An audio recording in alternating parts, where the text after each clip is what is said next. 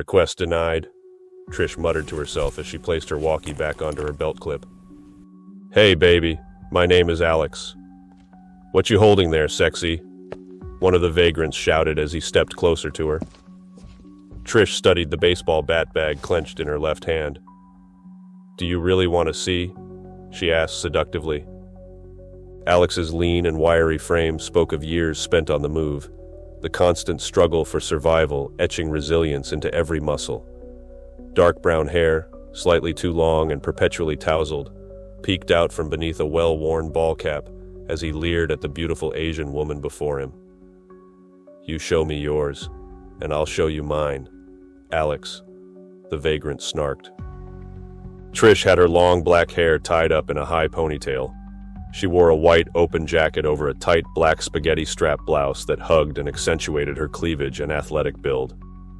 Oh, you are going to like what you see, baby, Trish mocked as she quickly drew a beautiful steel katana with a black and red laced hilt from the bat bag. Now, the boss said I can't murder you boys. Trish pouted, but he was not clear about a little cutting. Screw you, bitch, Alex shouted as the other vagrant grabbed his arm.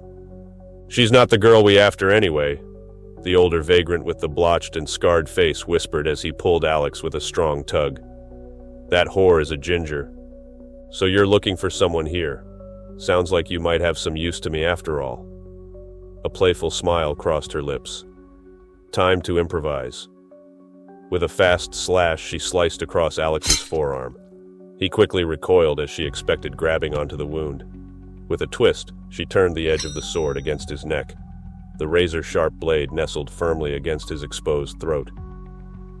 You are crazy, Alex whispered as he stared back at her with terrified eyes. She remembered the surge of adrenaline when she competed many years ago, the thrill and hunger for victory. That was nothing to what she felt now as his life rested helpless at the edge of her sword. This was the real deal. Tell me who you are working for, and anything you know about the girl. Tell me everything, and maybe I won't slip. Okay, Alex shouted in a panic. Keep your mouth shut, the other vagrant mumbled as he slowly tried to edge closer toward her. To hell with that, Alex quickly replied. We got paid $60 to find some redhead. Someone said they saw her up near the stream. We were headed there when I saw you. I swear. The botched-faced man suddenly speared toward her with the full force of his weight. Trish's movement was graceful, like a dancer as she pivoted around him and let the blade come down across his back in a cut too fast for either man to see.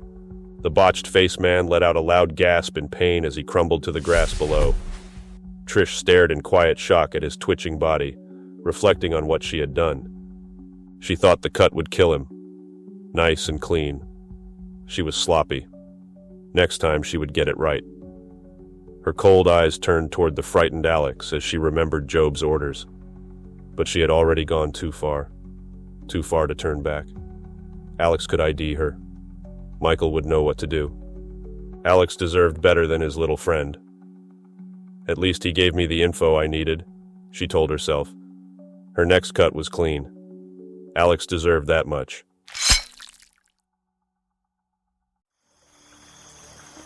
Job moved swiftly and silently from the stream as he pursued Trish's lead on the contact, his eyes scanning the terrain for any signs of movement. The fading light cast long shadows across the park. He kept his senses sharp, knowing that he might not be the only one searching for his target. As he neared the old shed, he found small but fresh imprints in the grass. Small frame and feet, likely a woman was here. The person paced for several minutes, then leaned against the shed. They left in a hurry. Another set of footprints followed them. These were larger, with steel-toed boots. Job followed the tracks further by the stream until he found signs of an altercation. The woman resisted but was thrown to the floor. She was holding something, a blade or small object, that was pressed against the ground. One of them was wounded. Then the man released her and crawled around as if in pain, scratching the hard dirt and gravel with enough force to lose 2 nails. Job pondered what could have caused such agony in the man to release his pinned captive and then act in such a manner. A simple kick to the balls would not have been enough for this reaction. and only small amounts of blood stained the grass below. The woman escaped further north, while the man fled east. Job knew something did not add up, but he proceeded northbound for the contact. Job increased his pace as he hurried ahead, following the trail of blood. He was certain the woman was the one who had been wounded now, and time was of the essence.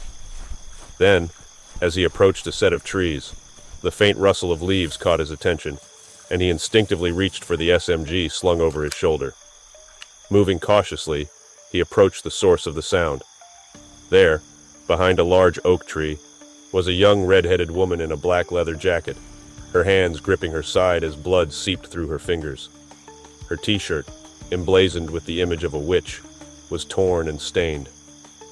The woman looked up as Job approached, her eyes narrowing with suspicion. "Stay back," she warned, her voice shaky but determined. "You won't like me when I'm angry." "I'm not here to hurt you," he said, holding up his hands in a gesture of peace. "I'm Job. Let me help." She scoffed, wincing in pain as she shifted her weight. "Help? A little late for that." "Maybe," Job admitted, taking a cautious step closer.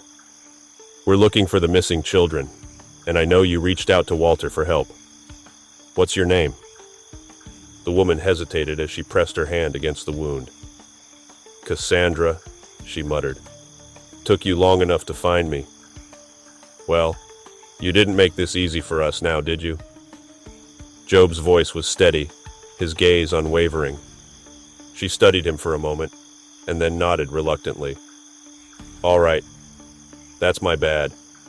But if I made it easy for you to find me, it would have been easy for those bastards too." Job nodded. "What do they want from you?" Cassandra's eyes flickered with a mix of fear and defiance. "They think I have dirt on them, and I do. But information that nearly got me killed doesn't come cheap." "Then we need to get you to safety," Job said, his tone firm. "And you need to tell us everything you know. We can't help if we don't have the full picture." She shook her head, grimacing as she pressed harder against her wound. "Not here. It's not safe. We need to move." Job stepped closer, offering his arm for support. "We have a base not far from here. You'll be safe there, and we can figure out our next steps." Cassandra hesitated before taking his arm, her grip strong despite her injury. "Fine, but you better not try anything." Job gave her a reassuring but forced smile, something that did not serve to hide his annoyance. "Understood. Let's go." Together they moved through the park, keeping to the shadows. Job kept his senses alert, knowing that at any moment they could be ambushed by those looking for her. Either the information she possessed was crucial enough for them to send so many men to hunt her, or she must be hiding something further. He did not know which option it was, but he knew that the red-headed young woman was their best lead to the missing children. As they approached the meeting point with the others, Job glanced at Cassandra. "You're safe with us," he said quietly. "We're in this together." Cassandra nodded as she looked away. "We'll see," she whispered.